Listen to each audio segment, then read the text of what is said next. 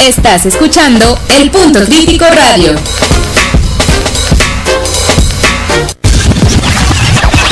Perspectivas periodísticas. Periodismo joven con responsabilidad.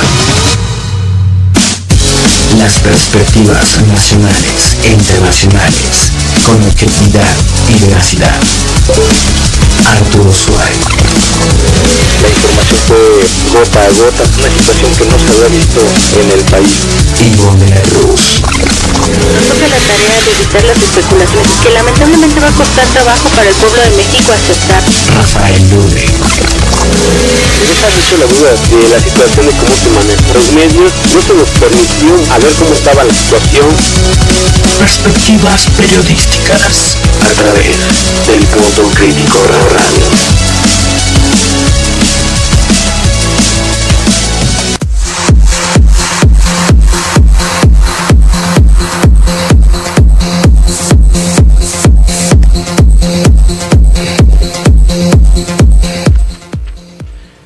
¿Qué tal? Buenos días, hoy es sábado 9 de marzo de este 2013, yo soy Arturo Suárez y le doy la bienvenida a Perspectivas Periodísticas. Le recuerdo nuestros números en cabina, 55 11 15 60 y 52 08 59 48, para que nos haga llegar sus comentarios. Ivonne de la Cruz, muy buenos días.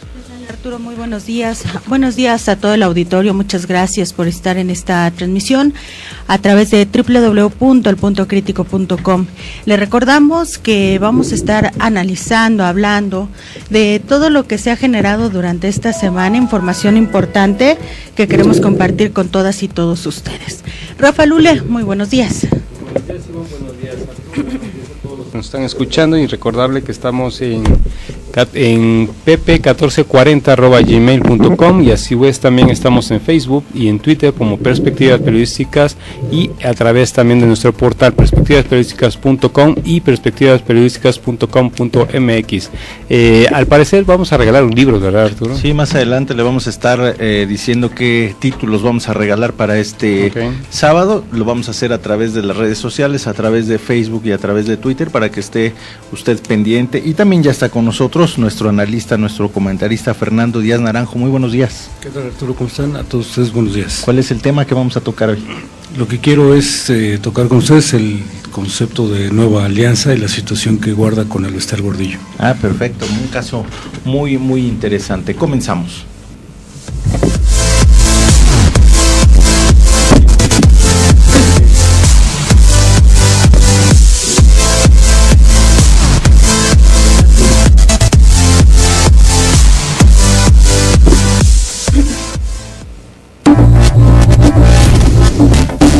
Esta es la opinión y la crítica de nuestros periodistas. Esta es la editorial.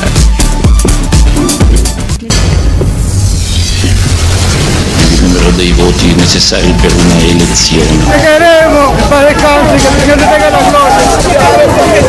No, mi presidente. A las 4:25 de la tarde de hoy, 5 de marzo, ha fallecido el comandante presidente Hugo Chávez. Daniel nunca entendió lo que era la función de gobernar.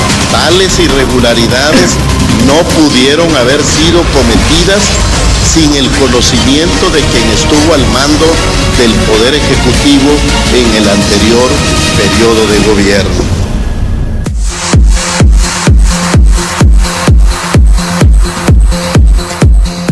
Bueno, en la editorial del día de hoy queremos compartir con ustedes reflexiones al respecto del Día Internacional de la Mujer, que fue celebrado ayer. En esta ocasión, este 8 de marzo de 2013, ONU Mujeres lanzó una canción que se titula One Woman, con la voz de célebres cantantes y músicos procedentes de todo el mundo para divulgar un mensaje de unidad y solidaridad. Es un fuerte llamado para poner fin a la violencia contra las mujeres, una flagrante violación de los derechos humanos que afecta a 7 de cada 10 mujeres en todo el mundo. ¿Por qué se decidió la celebración de un día para conmemorar a las mujeres? ¿Por qué no hay Día Internacional del Hombre? Las mujeres necesitamos un día para celebrarnos. Estas interrogantes solo pueden ser respondidas si observamos a través de la historia, donde a lo largo de las páginas de los grandes libros solo se asoman algunas cuantas mujeres atrevidas, algunas transgresoras de las leyes y creencias de su época. La gran mayoría son borradas, invisibilizadas, y como no son nombradas, tampoco son conocidas sus necesidades, sus logros, sus éxitos, sus ideas. Una consecuencia palpable es que tenemos que exigir el derecho al voto y a ser votadas, ya que no alcanzábamos en algún momento la categoría de ciudadanas. Nunca se preguntó a los hombres para qué querían votar, pero a las mujeres sí se les cuestionaba por qué querían votar las mujeres. Y centrándonos nuevamente en la importancia del día, hay que insistir en que es una fecha para la reflexión, no es una fecha comercial para regalar chocolates o flores. No es una necesidad de dividir al mundo en hombre o mujer, en bueno o malo, en negro o blanco. Es un intento de unión y de crear conciencia en una humanidad sin género.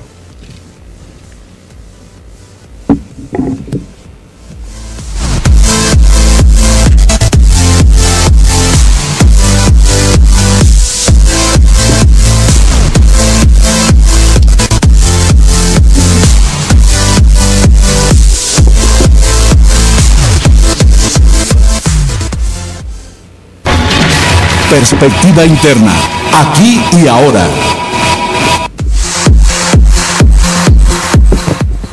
Bueno, esta semana nuestro primer tema es el que tiene que ver con Tabasco y la deuda que dejó el exgobernador Andrés Granier Melo, un escándalo que se está suscitando allá en Tabasco y también aquí en el Congreso, en la Cámara de Diputados y en la Cámara de Senadores.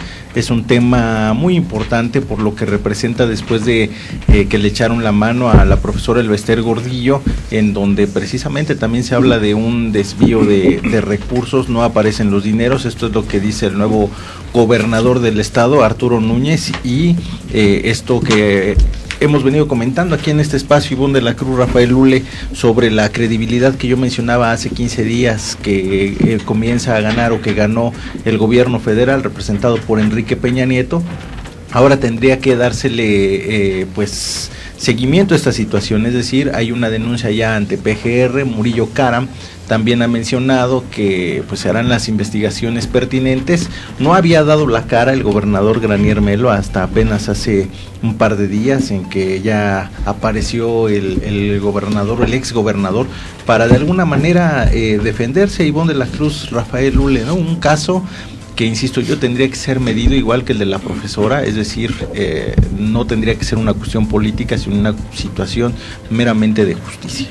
Bueno, aquí es la oportunidad precisamente de reivindicar esa parte, o más dicho, plantarse bien como había empezado precisamente el gobierno de Peña Nieto referente al caso del Baester. Ya se le había estado presionando por las cuestiones de algunos otros líderes, pero los cuales, pues bueno, ahorita pues no hemos escuchado ninguna atribución o más bien dicho alguna acusación en contra de ellos, y algunos que otros que sí podían haberse también incrustado, como igual como el Baster, ¿no? En el caso de Romero de Champ. Pero bueno, el asunto aquí con Granier Melo pues es algo también igual muy decisivo, precisamente para dejar bien plantado la perspectiva que estaba queriendo manejar este gobierno, y que precisamente comenzó con, nuevamente lo vuelvo a repetir, con el Baester. Bueno, vamos a ver de qué manera va a poder confrontar esta situación. Realmente sí se va a hacer con la misma vara. Realmente va a presentar a Granier Melo para poder responder ante la ciudadanía, en este caso a los tabasqueños. Eso es lo que tenemos que ir viendo, ¿no? Porque realmente necesita el gobierno de Peña Nieto pues dejar muy bien en claro que realmente su gobierno va con esa mira, ¿no? De plantar una cuestión de encerrar a aquellos que realmente han estado tanto robando, como a su vez también ha estado con problemas en cuestiones de dinero y toda esta situación, ¿no? ¿Cómo ves esta, Ivonne? como son las cosas, que se dice esta lucha de dimes y diretes, ¿no? Como dice que él sí dejó el dinero, pero que cuando llegó el otro por ahí se perdió, y el otro dice, el nuevo gobernador Arturo Núñez dice que no encontró absolutamente nada de dinero, ¿no? Que hasta con los escritorios se llevaron, ¿no? Son 700 millones de pesos que no se encuentran, precisamente, que es lo que está diciendo Arturo Núñez, ¿no? Entonces, pero de hecho en la demanda que hace Arturo Núñez no menciona a Granier como tal, y es algo que ayer aclaró el propio procurador de la República, dijo no aparece el nombre, incluso el titular del SAT mencionó también, estamos dispuestos a participar en las investigaciones, pero hasta el momento no hay por ningún lado oficialmente involucrado el exgobernador Andrés Granier. Vamos a escuchar a Arturo Núñez, que habla sobre este tema. 1.900 millones de pesos faltándole al sector salud, estando a punto de tronar los hospitales, reclamando a los directores que no tenían insumos para que operaran, pues ni modo que no se dieran cuenta, que no supieran, no llegaban a educación, no llegaban a salud, no llegaban a seguridad pública. No era cuestión de que ahí en la contabilidad hubo un error y se perdió y nadie supo. Esto era todo un programa premeditado, deliberado. Al cierre del ejercicio presupuestal de 2012, se han validado cifras que no fueron presentadas en la entrega-recepción por parte de la entonces Secretaría de Administración y Finanzas, por concepto de faltantes en cuentas bancarias de diversos programas federales, hasta por la cantidad de 1.918.597.977 pesos.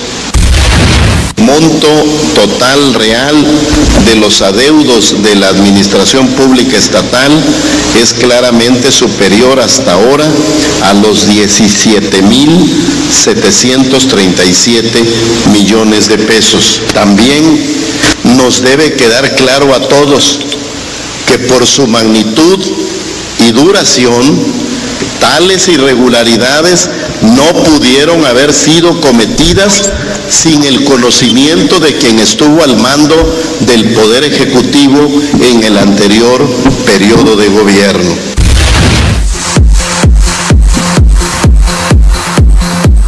Fueron las declaraciones de esta semana de Arturo Núñez, precisamente hablando de... Esas fueron las declaraciones de Arturo Núñez de esta semana, hablando sobre esta deuda que se tiene. También hubo reacciones como el diputado Augusto Adán del PRD y Óscar Cantón, analista político.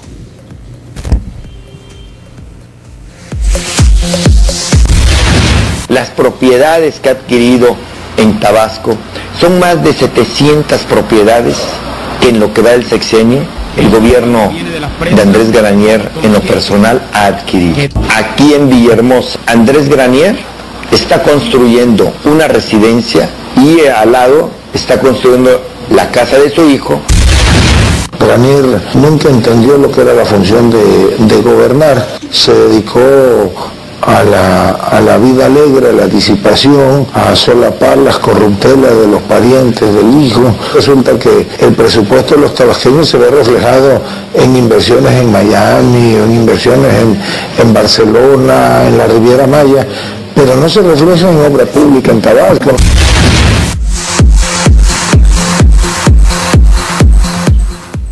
Pues ahí está esta situación del estado de Tabasco, donde pues todavía habrá mucho que investigarse y exigirle resultados por parte de los tabasqueños al gobernador actual para que precisamente se le pueda fincar alguna responsabilidad.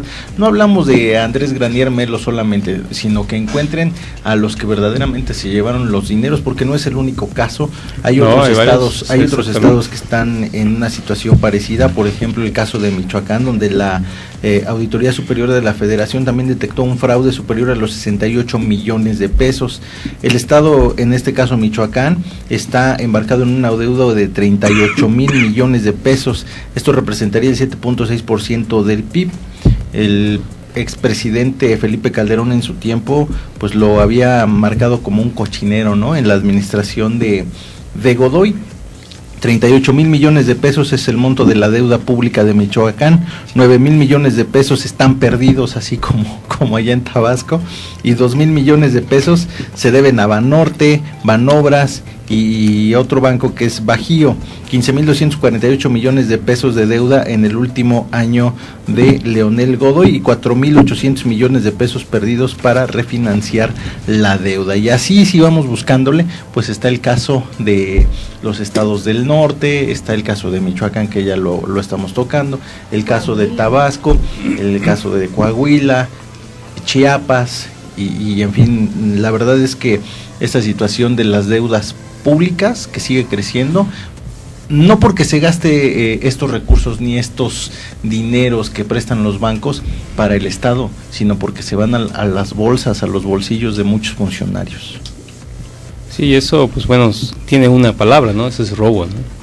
Realmente es robo a todos los que estamos pagando impuestos, todos los que estamos viviendo en este país, y realmente pues eso es una pena que se esté manejando esta situación con la nueva reforma que está manejando Peña Nieto en referente a los endeudamientos que han tenido algunos de los municipios y algunos estados. Pues bueno, eso tienen que respaldar, más dicho, cubrir esta parte para que precisamente no vuelva a pasar estas situaciones, ¿no? Pues vamos a hacer una pausa y continuamos en Perspectivas Periodísticas.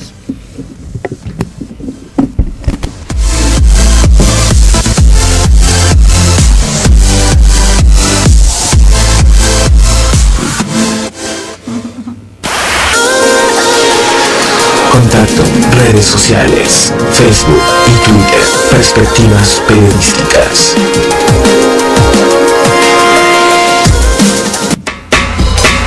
Estás escuchando El Punto Crítico Radio. Si buscas empleo o tienes una vacante, entra a www.elpuntocrítico.com. Dale clic al portal de empleo y busca tu mejor opción.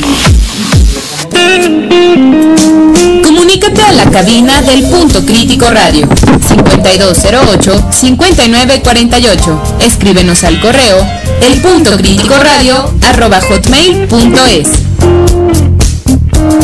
El Punto Crítico Radio, el punto de información. ¿Te gusta el dibujo y la caricatura? Tenemos buenas noticias para ti. El Club de Periodistas de México invita al curso de caricatura Dibuja una sonrisa, en el que aprenderás dibujo humorístico, animación, caricatura política, ilustración, cómic, caricatura personal y mucho más, mediante diversas técnicas. Mayores informes a los teléfonos 5656-2407 y 5695-0832. ¡Te esperamos!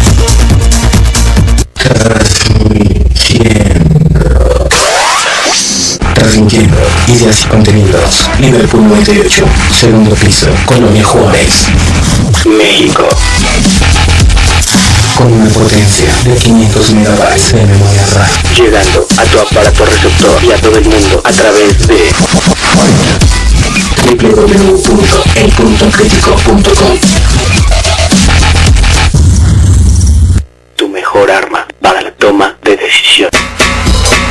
Estás escuchando El Punto Crítico Radio.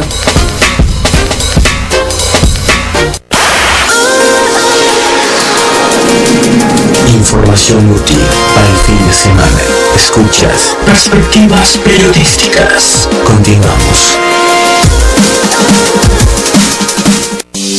Perspectiva política, en la opinión y la voz de Fernando Díaz Naranjo. Perspectiva política.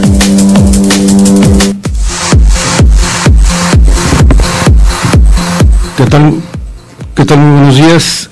Un aspecto que me parece que es digno de mencionarse respecto a la situación de la maestra Elbester Gordillo, y que me parece que no ha sido del todo analizado, es qué pasa con el denominado PANAL o el Partido Nueva Alianza. Es un partido, fundado apenas en 2005, pero que sin embargo ha participado en muchísimas elecciones a nivel federal y también a nivel local. un aspecto relevante es que este partido político ha tenido alianzas con diversos partidos políticos que en esta coyuntura política pudieran denominarse de centro, de derecha o bien inclusive hasta de izquierda, como en algunos casos en algún estado de la República. El porcentaje de votación que ha obtenido este partido político no es menor. Si nosotros tan solo recordamos el proceso electoral del año 2012, con la elección presidencial, obtuvo cerca del 2.30% de la votación total emitida en todo el país. Esto significó poco más de 1.150.000 electores que sufragaron por este partido político. De tal manera que me parece que la coyuntura en estos momentos es que Nueva Alianza sea un partido que pueda reestructurarse con una vertiente real de partido político, visualizando para sus próximas elecciones una reconformación orgánica de toda su estructura, de toda su fuerza política, etcétera, y que ojalá no se vaya a convertir en algún partido político denominado satélite por algunos analistas políticos, y de esta manera poder tener en el abanico electoral alguna opción más para los propios ciudadanos. Les deseamos a este partido mucho éxito y ojalá, insisto, que no se convierta solo en un partido satélite que sirva a los intereses de alguno de los partidos políticos denominados grandes. Gracias. Fer, yo tengo una pregunta. ¿Cuánto asciende más o menos el presupuesto que tiene este partido? Y si habría algún indicio, no de que las cuotas sindicales se fueron al partido político, sino al revés, que el dinero de la campaña se haya ido para otros intereses como más particulares. Bueno, justamente en estos momentos el Instituto Federal Electoral se encuentra analizando precisamente los informes de gastos de campaña que hicieron los partidos políticos en las pasadas elecciones durante las campañas. Es difícil saber si el recurso del sindicato está inmerso, digamos, me parece, en las arcas de dicho partido político. Los partidos políticos tienen algunas vías, digamos, para el financiamiento, que pueden ser el financiamiento público, el financiamiento también de sus propios militantes, y en ese aspecto, tocará la instancia federal hacer la revisión correspondiente. Y la proporción, digamos, del porcentaje, que no lo tengo en este momento, respecto a los recursos que reciben por parte del Estado, va en proporción a la fuerza política también que tiene dicho partido político, y en todo caso con las alianzas que pudo también haber tenido en determinado momento con otros partidos políticos. Por último, Fer, me gustaría también conocer tu punto de vista como analista, el factor Elbester Gordillo en el partido rumbo a las próximas elecciones. Bueno, yo creo que el caso del Elbester sí es un personaje político muy importante, y de hecho, el que un partido político obtenga este porcentaje, imaginemos este porcentaje, el 2.30, ¿qué hubiera pasado si hubiera tenido alguna alianza con otro partido político en el 2006? Simplemente la historia política de este país seguramente sería diferente, es decir, no es un porcentaje menor. Seguramente el juego que tendrá para el 2015 y sobre todo para el 2018 será fundamental, pero sin embargo este partido tiene en estos momentos un proceso histórico que me parece que debe de vivir de reestructuración en bien tanto de México como de este mismo partido político. Políticamente lo que más le convendría, desde mi punto de vista, sería desmarcarse del Elbester. Pues yo creo que sí, y conformarse como un auténtico partido político, y que la gente tenga la opción de votar o no por dicho partido político. Gracias, Fernando Díaz Naranjo. Al contrario, gracias por sus comentarios siempre acertados. Vamos a escuchar esto que nos prepararon sobre el Elbester Gordillo.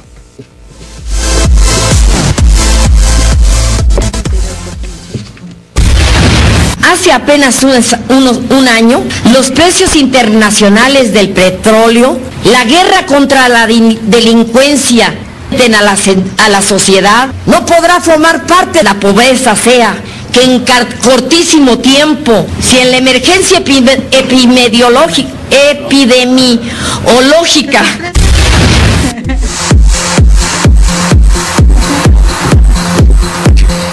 Bueno, pues ese es parte de del folclore. Del folclore de la profesora Elba Ester Gordillo, como bien lo dices, Rafa Lule, y bueno, pues se dan clases de lectura ahí en Tepepan, si a alguien le interesa, pues el doctor, aquí el doctor Padilla pues, podrá indicar si realmente pues se puede manejar una enseñanza precisamente a la maestra Elba Ester allá dentro del Tepepan, ¿no? Sí, más adelante vamos a platicar con el doctor Padilla sobre esta situación, cómo está un poco este penal de ahí de Tepepan, que ya nos contaba hace 8 días. ¿Qué pasó con la profesora Elba Ester Gordillo y el efecto cucaracha, no? Muchos se están curando en salud, ya pidieron los amparos, otros están temerosos por esto, que pueda ser una pues embestida de la Procuraduría General de la República en el caso de la profesora Elba Ester Gordillo. Hay muchos otros funcionarios que se quedaron ahí en la administración pública y que la profesora los colocó. Fue el caso de la Lotería Nacional, inclusive hay gente en las coordinaciones de comunicación social que también está temerosa de lo que les pueda pasar o de que los llamen a declarar, en este caso de pues la profesora Elba Ester Gordillo. Y en este momento, digamos que lo último que ha salido sobre el tema, el juzgado 12º de distrito de amparo en materia del Distrito Federal negó la protección de la justicia federal al nieto del Elba Ester Gordillo, Otón Francisco de León Arriola, quien interpuso una demanda de amparo contra cualquier detención que se pudiera otorgar en su contra, pero el juez dijo no te vamos a amparar, a pesar de que el mismo juzgado le concedió hace unos días la suspensión provisional contra cualquier detención por parte de alguna autoridad judicial o ministerial. Finalmente, tras recibir los informes de diversas autoridades, resolvió negar la suspensión definitiva de este amparo. La detención judicial se interpreta en el sentido de que por el momento no existe ningún mandamiento de orden ministerial o judicial que ordene su captura, como por ejemplo una orden de comparecencia, una orden de presentación, es decir, no hay nada que pueda decir el señor Otón Francisco de León Arriola que justifique esta petición de un amparo, y por eso las autoridades dijeron no te lo vamos a dar. Pues el efecto cucaracha a todo lo que da. Sí, y es que también igual se está manejando lo que están comentando referente a la aportación de dinero en la campaña, sobre en este caso el partido del Panal, donde resulta ser que Isaías Gallardo fue quien aportó 434,070 pesos y José Manuel Díaz que dio 443,868, ambos en calidad de simpatizantes del partido. Esto también marca precisamente de que pudo haber habido también desvíos por parte del sindicato y que bueno, pudo haber favorecido en este caso al Panal. Y en aquel entonces pues estaba como candidato presidencial Cuadri, que también está dentro de esta situación, ¿no? Y que precisamente estábamos manejando con Arturo en la situación de que no se debería de prestar la situación del Panal a esta pues vaya situación, pero realmente lo está enfrascando el Elba Ester, ¿no? Lo está permeando. Y que bueno, pues eso es inherente, ¿no? Cuando se hable del Panal se tiene que hablar de la historia del Panal, se tendrá que hablar de la profesora Elba Ester Gordillo y también de los casos de corrupción. Sí, es algo muy difícil de quitar, ¿no? Es una etiqueta que va a traer y que bueno, pues eso para todos los ciudadanos pues va a quedarles ahí muy reflejado. También hay otra cuestión de que se está manejando de que Elba Ester podría manejarse dentro de su defensa, el artículo 359 y 373 en lo referente a la situación de los sindicatos, en donde los sindicatos no tienen la obligación de dar de exhibir el manejo de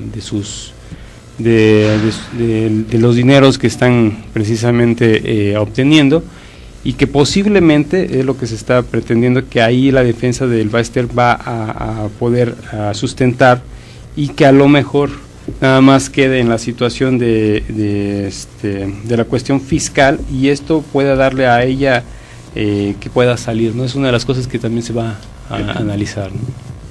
Bueno, pues vamos a hacer una breve pausa y regresamos con más, pero antes le comentamos que estamos obsequiando el libro de José León Sánchez, que se titula Tenochtitlan. y estamos obsequiando 5 ejemplares a través de Facebook, 2 a través de Twitter, cualquiera de las 2 redes sociales que a usted le convenga más. Recuerde que nos encontramos en Facebook como Perspectivas Periodísticas y en Twitter como Perspectivas. Así que mándenos un mensaje a través de estas redes sociales y obtenga este libro, Tenochtitlan, de José León Sánchez. Y si no, también échenos una llamadita aquí a Perspectivas Periodísticas, nuestros números aquí, 55 11 15 60 y 52 08 59 48.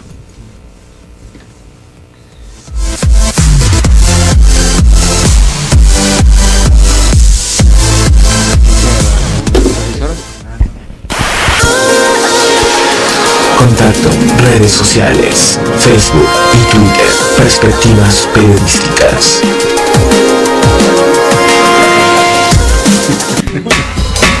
Estás escuchando El Punto Crítico Radio.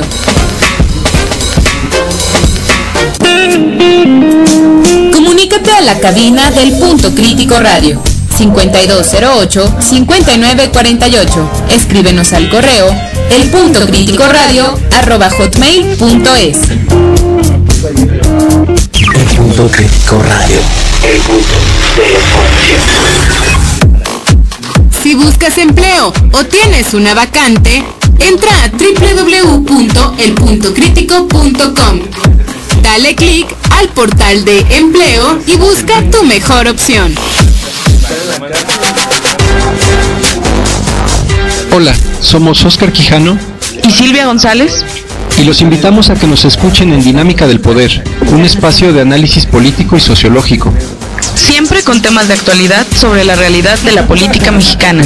Escúchanos todos los viernes a las 18 horas en Punto Crítico Radio. Porque los discursos son más que palabras.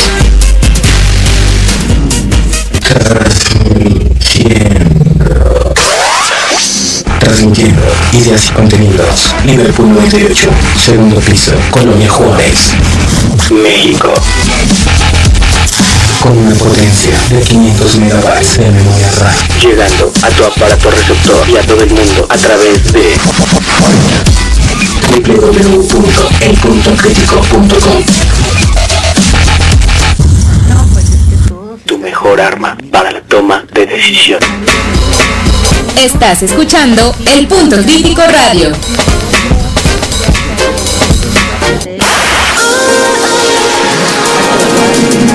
Información útil para el fin de semana. Escuchas Perspectivas Periodísticas. Continuamos. Perspectiva Internacional. Una vuelta al mundo. ¡Te queremos! ¡Que paz descanse! ¡Que el Señor te tenga la gloria! ¡Oh, mi presidente! En el momento que nos encontrábamos recibiendo parte, acompañando a su hija, a sus hermanos, a sus familiares, recibimos la información más dura y trágica que podamos transmitir a nuestro pueblo. A las 4:25 de la tarde de hoy, 5 de marzo, ha fallecido el comandante presidente Hugo Chávez Frías. Luego de batallar duramente con una enfermedad durante casi 2 años, con el amor del pueblo, con las bendiciones de los pueblos y con la lealtad más absoluta de sus compañeros y compañeras de lucha.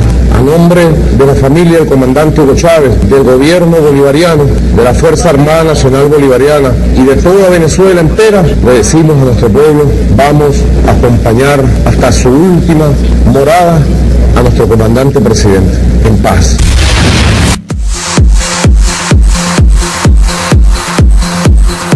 Escuchábamos parte del discurso de Nicolás Maduro, quien ayer por la noche fue embestido como presidente interino en lo que se realizan las nuevas elecciones, porque el martes 5 de marzo falleció el presidente venezolano Hugo Chávez Frías, luego de luchar por casi 2 años contra el cáncer. De inmediato, miles de venezolanos fueron a las calles a despedir al mandatario, mientras la carrera por la sucesión prácticamente pues estaba dando inicio. Y Maduro, el heredero político de Chávez, ha comandado los funerales, se ha mostrado y ha recibido a los jefes de Estado que asistieron a esta ceremonia oficial oficial que se realizó este viernes, donde estuvo, por cierto, el presidente de nuestro país, el señor Enrique Peña Nieto, entre otros mandatarios de diversas naciones. Fue el último adiós a Chávez, donde estuvo acompañado de una gran cantidad de multitud que en vez de vestir de negro, en señal de luto, vestían de rojo, en señal de, pues, esta solidaridad a la ideología del presidente Chávez. Una situación que fue pues televisada a diversos países, que fue vista por una gran cantidad de personas, y es la forma de decirle adiós a un comandante polémico, recordado por muchas frases que se dijeron en diversas reuniones, el famoso ¿por qué no te callas?, de el rey de España, que le lanzó cuando estaban en pleno de una discusión importante y hablaban de la política en España, y él seguía interrumpiendo. Y bueno, pues algunas otras frases también, donde se menciona un enfrentamiento con el propio expresidente de nuestro país, Vicente Fox, ¿no?, donde le decía: no te metas conmigo, caballero, y era finalmente uno de los líderes emblemáticos de izquierda, y que causaba gran polémica donde quiera que se presentara. Fíjate que en el mundo occidental, yo creo que con las respectivas distancias, por supuesto, y con los personajes que representan pues diferentes instituciones, en este caso un presidente, pero también inclusive como jefes de Estado. Yo no recuerdo un funeral desde los de Benedicto XVI con tanta convocatoria, ¿no? Estoy hablando del mundo occidental. Por supuesto, en el mundo oriental podríamos tener algunos otros ejemplos. Quien ha seguido de cerca y quien le agradecemos que nos tome la llamada, como siempre, es a Ranfred Morantes. Él es periodista de Diario 2001 de allá de Venezuela. Ranfred, muy buenos días y gracias por tomarnos la llamada. Muy buenos días, ¿cómo están? ¿Qué fue lo último, Ranfred, que se dio el día de ayer y cómo amanece Venezuela el día de hoy, sábado? Bueno, oficialmente ya el día de ayer inició la transición a un nuevo gobierno, la era post-Chávez, lo que siempre se llamó el chavismo de Chávez. Ya las líneas del socialismo estaban dictadas por Marx, por lo que decía Fidel y todas esas enseñanzas de la izquierda histórica. Ahora se suma al proceso lo que es el legado de Chávez, como el bautizó, el socialismo del siglo XXI, y la continuación, por supuesto, de lo que él también llamó la revolución bolivariana. Ranfred, ¿qué es lo que se espera en los próximos días en la situación política del país? Ya también escuchábamos ahí los mensajes ayer, el de Nicolás Maduro, pero también el de la oposición, donde le dicen a Nicolás Maduro que para que sea presidente tiene que ser electo. Sí, bueno, esa situación es prácticamente lo que los analistas han llamado un debate estéril. Pues se habla de la forma que llegó al poder, pero es algo que está avalado en la Constitución. Lamentablemente el Tribunal Supremo de Justicia tuvo un rol bastante cuestionado, pues el que Nicolás Maduro se puede haber juramentado como presidente interino viene por una decisión que se tomó el 10 de enero, que se sabía que iba a traer cola, y era el establecimiento de la continuidad del gobierno para que no hubiese necesidad de juramentar a un Chávez que estaba, ya se sabe, convaleciente. Entonces, no fue la forma más idónea de hacer el proceso. Entonces, ahí viene en todo este conflicto.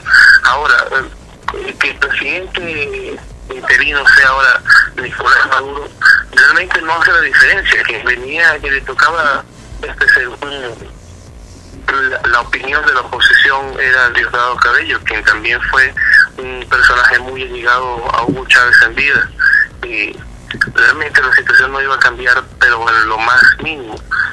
Próximamente, con la juramentación de Diosdado realizada anoche, de Nicolás, realizada anoche, se llama elecciones dentro de 30 días, para lo cual tiene más lógica la posición asumida por la oposición ayer en voz de Enrique Capriles Redón, que fue el candidato presidencial en las pasadas elecciones del 7 de octubre, en representación de la oposición, se ve como una posición más fuerte, más aguerrida. Pues en los comentarios de Nicolás Maduro siempre hubo un diálogo, o sea, una búsqueda de diálogo, pero siempre asomando el puño a la oposición. Entonces es como una respuesta ya firme, ¿no? Sacarle en cara que él se encuentra en este momento en el poder, más no gracias a los votos de Chávez, sino por decisión de Chávez. Muy bien, entonces en 30 días tendrá que llamarse a elección. ¿Y cómo está la sociedad venezolana en este momento? ¿Hay división o el fallecimiento de Hugo Chávez lo que hizo fue fortalecer a la sociedad? ¿Cómo lo percibes tú, Ranfred? Mira, yo estoy seguro que los números van a seguir siendo los mismos. El 54%, 56% para Chávez y 44% para la oposición.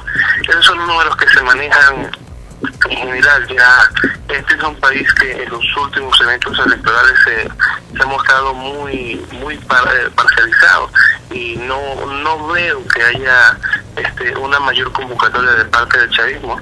El chavismo se ha manejado como un todo muy bien cohesionado, y la oposición también. Ya esos son los números que también ha mantenido a lo largo de toda esta etapa electoral, estos últimos, si se quiere, 7 años de elecciones, la mitad de lo que fue el periodo total del presidente Chávez. Se ha manejado así. En su momento más fuerte, que fueron las elecciones parlamentarias del año 2010, sacó, si mal no recuerdo, un 52%, y fue debido a que el oficialismo no manejó las elecciones de la misma manera que se manejó siempre. Aprobaron una fórmula de convocatoria para ver si ya se movía orgánicamente solo, pero no fue así. Por eso fue que en estas elecciones del 7 de octubre se vieron unas maquinarias más movidas, más bien articuladas. Ahora las elecciones, por supuesto, ya se están manejando, ya se están preparando. El Consejo Nacional Electoral ya ha sido avisado previamente. Ya ellos habían tenido reuniones por su parte, ya de manera independiente, donde se manejan como fecha preliminar el 14 de abril, fecha bastante simbólica, si se quiere. Pues se viene en el marco de esos días que el gobierno de Hugo Chávez celebra el retorno al poder de Hugo Chávez, como ocurrió en el año 2002, por los hechos que iniciaron un 11 de abril, donde hubo una revuelta civil que derivó en un secuestro, un denominado secuestro por parte que señala el gobierno del presidente Hugo Chávez, y que regresó finalmente un 15 de abril. Entonces se encuentran esos días. Muy bien, Ranfred, pues te agradecemos muchísimo que nos hayas tomado la llamada esta mañana, y por supuesto reconocemos tu labor informativa en estos días con este espacio, y por supuesto también allá en ABC Radio. Muchísimas gracias, Ranfred. Siempre a orden. Hasta luego. Hasta luego. Es Ranfred Morantes, periodista de Diario 2001 de allá de Venezuela, con los pormenores del fallecimiento del presidente venezolano Hugo Chávez, pero también con lo que sucedió después, Ivonne, y siempre la disposición. Muchísimas gracias, Ranfred. Son las 8 de la mañana con 47 minutos, vamos a una pausa y continuamos. Ivonne, ¿los libros? Sí, recordarles que nos pueden escribir a través de Facebook y de Twitter para pedirnos estos libros. José León Sánchez escribe el libro Tenochtitlan, y usted puede conseguirlo mandándonos un pequeño mensaje en nuestra página de Facebook, Perspectivas Periodísticas, o en Twitter, búsquenos como Perspectivas.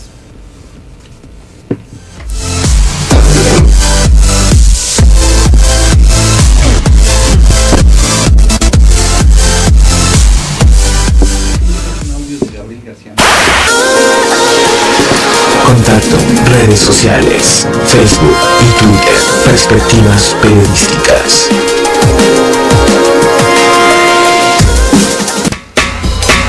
Estás escuchando El Punto Crítico Radio.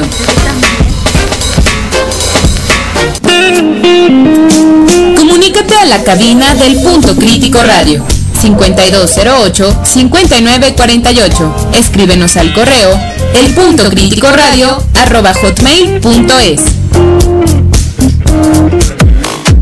Si buscas empleo o tienes una vacante, entra a www.elpuntocritico.com. Dale clic al portal de empleo y busca tu mejor opción. Transmisión 24/7. 24 horas, 7 días a la semana. Contenido, información para la toma de decisiones. El Punto Crítico Radio, el punto de la información. Entre trazos, una ventana abierta al análisis de la creatividad, el humor y los trazos, con el talento inigualable de los caricaturistas. Te esperamos todos los lunes a las 7 de la noche y los jueves a las 5 de la tarde por El Punto Crítico Radio.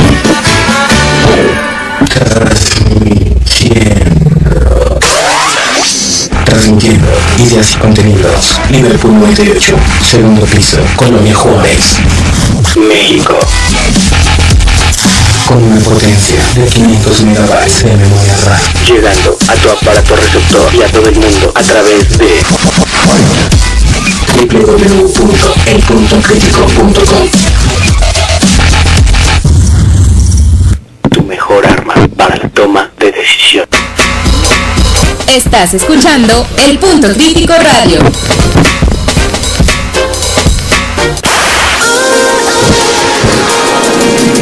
Información útil para el fin de semana.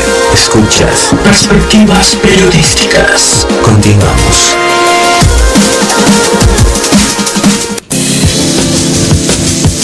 Perspectivas de la salud con el doctor Antonio Padilla Olivares.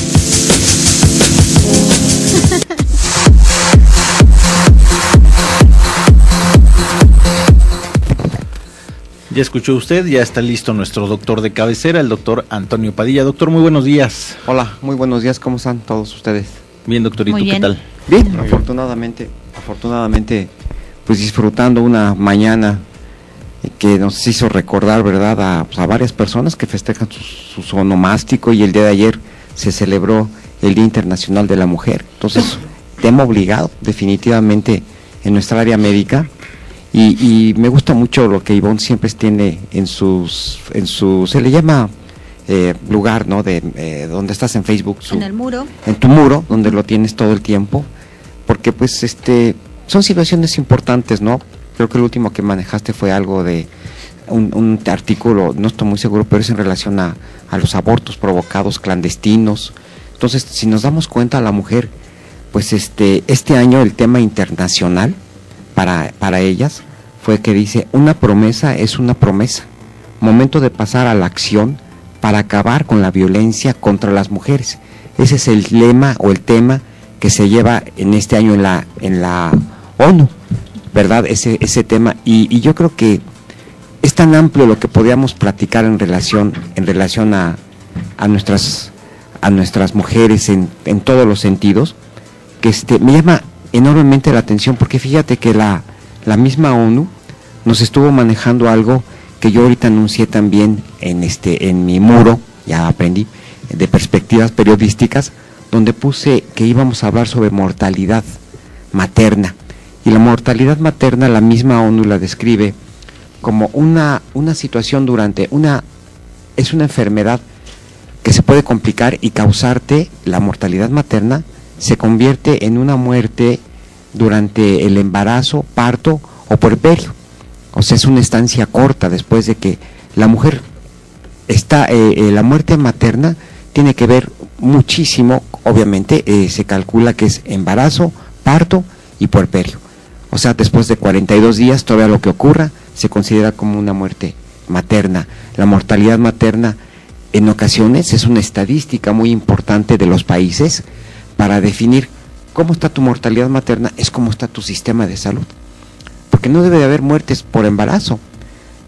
obviamente que hay muertes que llevan una causa directa con esta situación, que sería una mala atención como una falta de un control prenatal, una mala atención porque las edades son importantes en las pacientes, las edades extremo son difíciles, ¿no?, de atender. Se tiene que llevar un buen control, la desnutrición, el control prenatal, insisto mucho en esta palabra.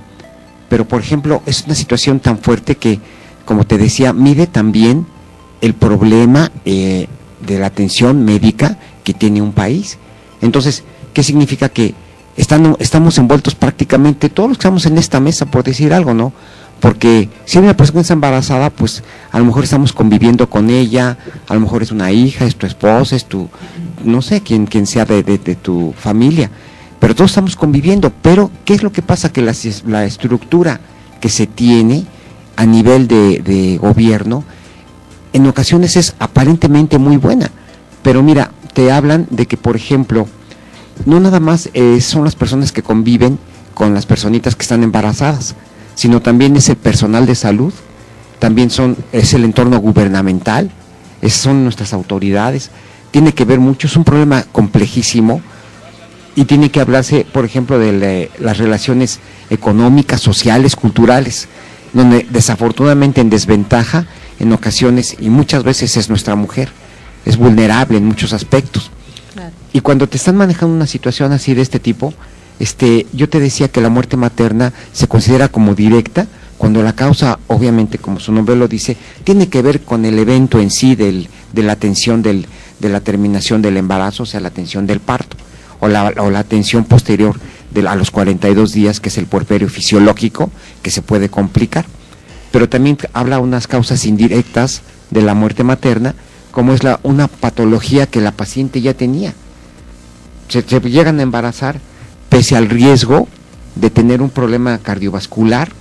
Entonces, como cualquier personita, ¿no? O sea, puede tener un fallecimiento por una causa materna indirecta, que sea una enfermedad preexistente que ya traía, hasta con SIDA, por ejemplo, también, o sea, que te baja tus defensas. O sea, hay 1000 situaciones. Obviamente, la OMS, la ONU, todo el mundo considera esta situación, menos con un problema de un accidente, que sea una muerte por accidente. No se considera, si ocurre en este periodo, que sea una muerte materna, porque ya fue una causa súper indirecta, ¿no? Ya fue un accidente. Claro.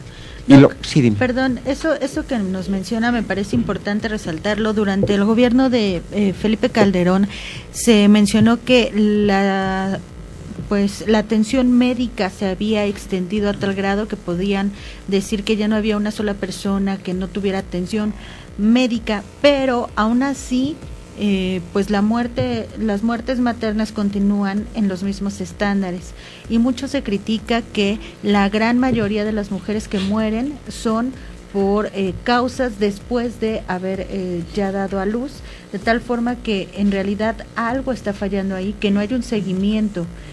Si ya saben que se pueden presentar complicaciones, ¿por qué no actúan para que se detenga esto? ¿Hay un desinterés o cómo lo ve usted? Yo sí veo que puede existir, por ejemplo, lo que acabas de mencionar, el 80% de los fallecimientos, cuando llegan a darse, son por cuestiones directas como hemorragias internas, intensas también. La paciente puede sangrar hacia afuera o hacia adentro. Desafortunadamente una ruptura a nivel una mala atención que haya ocurrido, pues se le presenta una hemorragia. Esa es una de las causas. Entonces ahí es una situación directa, que probablemente el desinterés sea de que cuántos radioescuchas y los que estamos aquí sabemos que hay partos que se atienden por personas que se hacen llamar parteras y tienen hasta más no sé, promoción, aceptación en las comunidades, que el mismo médico que llega, por ejemplo, a efectuar un servicio social y va perfectamente preparado, entrenado. O sea, que esa es una de las situaciones que se me ocurre contestarte, en el sentido, Ivonne, de que el sexenio anterior se estaba manejando este porcentaje de casi el 100% de atención médica, pero hay poblaciones en las que gente todavía impreparada, que casi hereda, ¿no? Muchas ocasiones es Mari y viene Maricita, que ahora ya Mari Grande ya no puede atender como partera, entonces Marisita es la que va a continuar con la atención. Doctor, continuando con la pregunta de Ivonne, aquí hay un programa, bueno, supongo yo que debe de haber un programa por parte del gobierno federal, precisamente con lo que está comentando, porque sí hay todavía sigue habiendo muchas muertes, el índice de mortalidad en mujeres en las cuestiones del parto es alta, y también el aspecto de, ¿habrá alguna plática o algo por el estilo que pueda concientizar a las mujeres? Porque usted comentó precisamente, es algo muy asertivo, de que hay mujeres que se embarazan a sabiendas de que puede correr en riesgo su vida, porque bueno, pues no están en condiciones para tenerlo, pero sin embargo esa necesidad o esa inquietud de tener un hijo pues es más grande que inclusive desde su propia integridad, ¿no? Pero eso es falta de conciencia. Entonces pues Rafael, yo creo que diste en el punto, porque imagínate, por ejemplo, y obviamente nunca decimos los nombres, ¿no? Pero hay una paciente que se casa por segunda vez y ya tiene una obstrucción tubárica. Okay. Ya se operó de alguna manera, pero ahora ella solicita una reintubación porque está en un segundo matrimonio y ya tiene más edad, y anterior tuvo 3 bebés. Entonces es esa como necesidad también de estarse arriesgando siempre. Aunque lo que tú mencionas es una falta a veces de conciencia, de orientación también, es algo que llama mucho la atención, porque para que estando en un lugar como nosotros aquí en México y pues, capitales grandes, etcétera, lo que se necesita obviamente es de que tenga una mejor preparación la paciente en un momento determinado y sea vista por reproducción humana, y que por ejemplo sepan por un ultrasonido o por una tomografía cómo están sus trompas cuando fueron ligadas. O sea, son casos específicos, ¿no? Pero todos de alguna manera giran en torno a los padecimientos que se tienen. Fíjate que me llama mucho la atención porque se habla de que la norma oficial mexicana 007, que la SSA2, te habla de la atención femenina durante embarazo, parto, puerperio y recién nacido. Entonces es la morbilidad materno-infantil la que estamos siempre protegiendo. Y esa te rinde cuentas ante los demás países cómo está nuestra atención médica. Entonces, fíjate que, por ejemplo, no debe de morir ninguna mujer por embarazo. Claro que hay causas como decíamos, ¿no? Las directas, como decía hace un ratito con Ivonne, ¿no? No hay un seguimiento, no hay una falta de interés, pero, por ejemplo, en el momento que está ocurriendo la atención médica, tu paciente se te está desangrando, y a veces hacerle una histerectomía en ese momento para que deje de sangrar, y bueno, pues lo tienes que manejar, por ejemplo, ¿no? O un sangrado externo, pues pararlo de cualquier manera y meterle sus paquetes, etcétera, ¿no? Las infecciones, después, que lo que tú decías, después de los 42 días, hasta antes de los 42 días, y no después, se consideraría una situación de puerperio, que ya no sería fisiológico si se te presenta una infección, que será una septicemia, por el manejo, ¿no? Porque muchas veces, cuando viene el alumbramiento, que es cuando sale ya se obtiene la placenta, tienes que ver que la placenta esté completa, los cotiledones sean exactamente los que deben de ser, verla, que el cordón umbilical no lo hayas jalado, sino prácticamente ayudarla a salir. La naturaleza es muy, muy noble, es enorme para esa situación. Entonces, obviamente hay muchos padecimientos, ¿no? O sea, una muerte directa ahí cuando no atiendes es cuando un paciente nunca lo atendiste, no tiene ni un ultrasonido y te llega atención médica y no tocas cabecita cuando haces el tacto. Estás tocando la placenta y si no estás entrenado, es una placenta previa y se te viene un sangrado enorme, se te desangra la paciente y se mueren los dos, bebé y la mamá. Entonces, y fíjate, nada más así como muertes maternas como promedio, se debe de hablar que deben de ser, hablan de 400 por cada 100,000. Y me vas a creer que en Sierra Leona, por ejemplo, es el país más elevado porque tienen 2,000 por cada 100,000. Rebasa por una cantidad enorme. Y Australia tiene 4, Islandia tiene 10. O sea, que te habla también de pobreza, te habla también de situaciones de mucha falta a lo que yo decía con Ivoncita, que es una falta de interés realmente, ¿no? Porque el promedio mundial es como se está manejando con la OMS, Es de que ese es la estadística. Entonces, y fíjate que, pues nada más para tocar otra situación importantísima que me parece de esto, es que desafortunadamente, pues sí, sigue existiendo la blas, me desvió, pero mucho del tema, pero no quiero dejar pasarlo. No es justo que todavía, por cultura, sigamos lesionando a veces a recién nacidas y se le haga la ablación, un tipo de, que es cuando les cortan el clítoris a las chicas. Esa situación debemos de invitar a alguien que platiquemos y veamos, porque es una situación que se está manejando muy importante. Lo quise recordar ahorita porque antes de que se me termine el tiempo, pero es muy importante que lo hagamos. ¿Por qué las lesionan? ¿Por qué es una iniciación cultural? Es una situación y costumbres, cosas culturales muy muy dramáticas, pero con eso la mujer no va a tener relaciones sexuales placenteras, va a tener que ser bueno, infinidad de cosas que no es el momento, pero el tema más fuerte, por ejemplo, es de que la diabetes, mellitus, la hipertensión arterial, todos esos padecimientos los debemos de atacar con el control prenatal.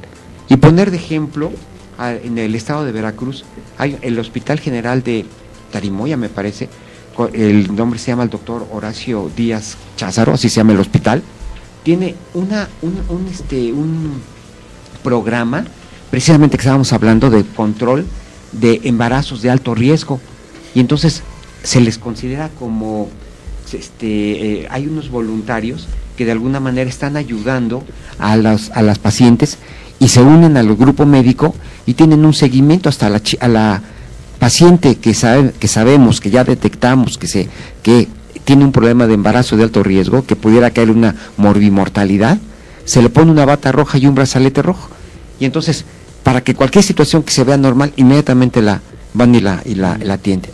Este programa me parece que hablan ellos que en 7 años han tenido 14,000 partos y ninguna muerte materna. Entonces, eso es como... De que es posible, es posible, ¿no? Sí, porque hay un triage obstétrico también. Acuérdense de la palabra triage, ¿no? Entonces, yo creo que es prevención y ganas de hacer las cosas, ¿no? Definitivamente. Muy bien, Doc, pues muchísimas gracias y continuaremos con este tema, si le parece, la próxima semana. Claro que sí.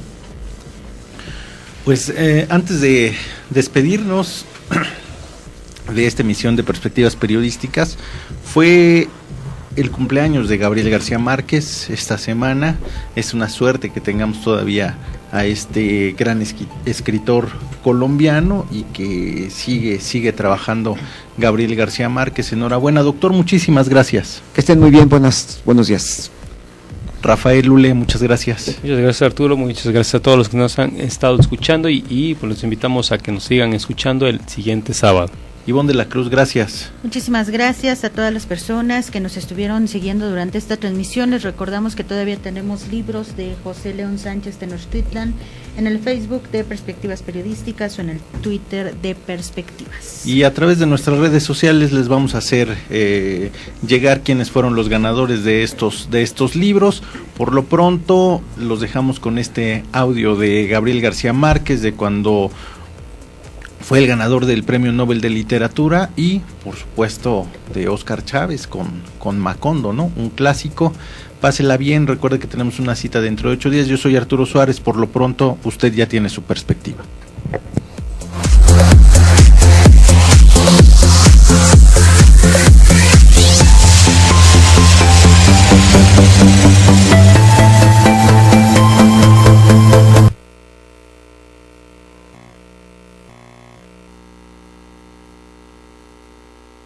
Gafetta, un navegante florentino que acompañó a Magallanes en el primer viaje alrededor del mundo, escribió a su paso por nuestra América meridional una crónica rigurosa que sin embargo parece una aventura de la imaginación. Contó que había visto cerdos con el ombligo en el lomo y unos pájaros sin patas, cuyas hembras empollaban las espaldas del macho, y otros como alcatraces sin lengua, cuyos picos parecían una cuchara. Contó que había visto un engendro animal con cabeza y orejas de mula, cuerpo de camello, patas de ciervo y relincho de caballo. contó que al primer nativo que encontraron en la Patagonia le pusieron enfrente un espejo y que aquel gigante enardecido perdió el uso de la razón por el pavor de su propia imagen. Este libro breve y fascinante, en el cual ya se vislumbran los gérmenes de nuestras novelas de hoy, no es ni mucho menos el testimonio más asombroso de nuestra realidad de aquellos tiempos. A ver, venga. Vengan esas palmas. Vamos todos. Que se oiga Chetumal.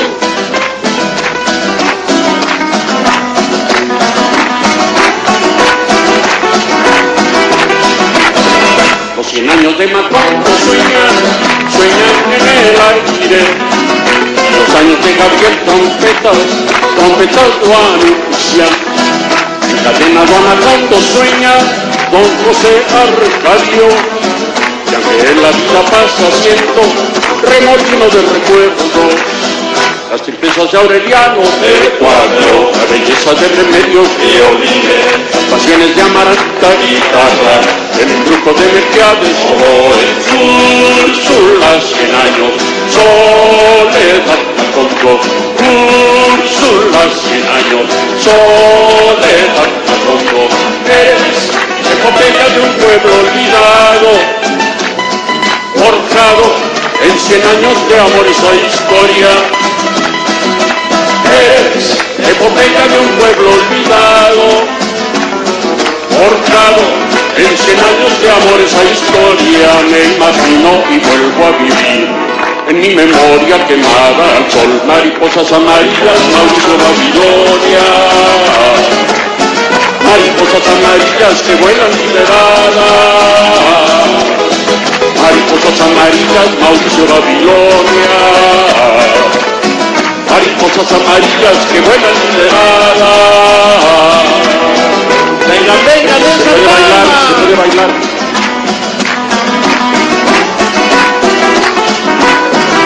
Oh. Si la quieren bailar, bailenla.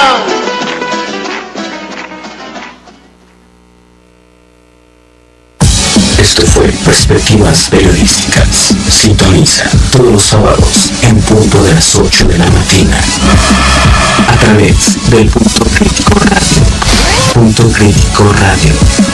¿Y tú ya tienes tu perspectiva? Estás escuchando el Punto Crítico Radio.